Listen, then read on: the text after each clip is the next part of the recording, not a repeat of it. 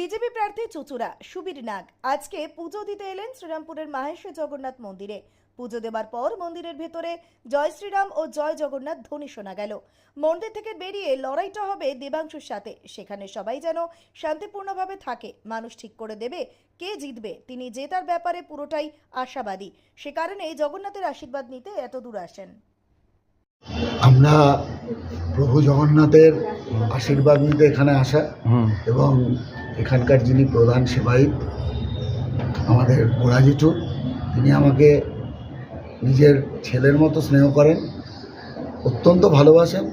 এবং আমি এখানে আজকে প্রথম নয়, জগন্নাথ মন্দিরের সমস্ত অনুষ্ঠানেই আমি থাকবার চেষ্টা করি। এখানকার সম্পাদক টিয়াল থেকে শুরু করে সকলেই আমার অত্যন্ত ঘনিষ্ঠ। এই মন্দিরের সাথে আমার দীর্ঘদিনের সম্পর্ক।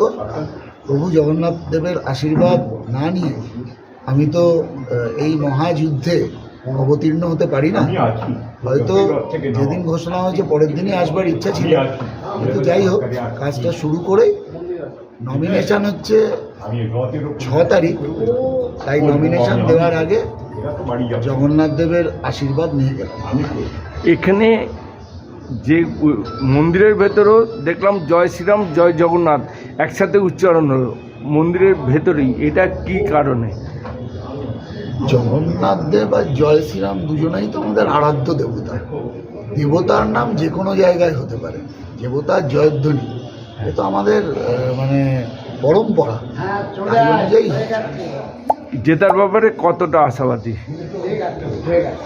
মানুষ তো বলছে শতাংশে বললে 100ই হয়, কিন্তু 100% না, কয়েকশো শতাংশ।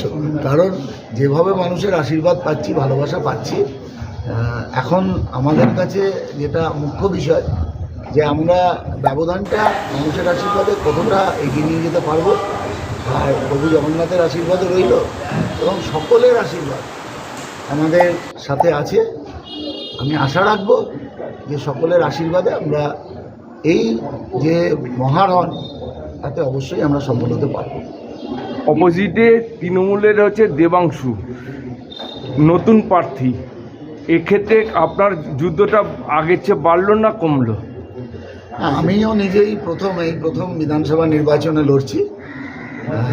আমার প্রতিপক্ষ সে একসময় সোশ্যাল মিডিয়া অ্যাক্টিভিস্ট ছিল। যাই হোক, লড়াইয়ের ময়দানে অবশ্যই আমি সৌজন্যতা বজায় রাখতে চাই।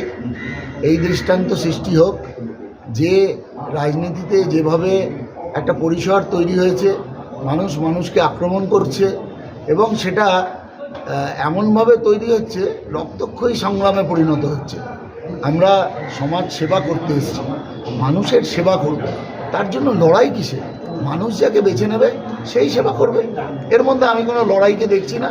আমি মানুষের সেবা করবার জন্য এসেছি। মানুষ আমায় সুযোগ দিলে আমি 100% সেবা করার চেষ্টা করব।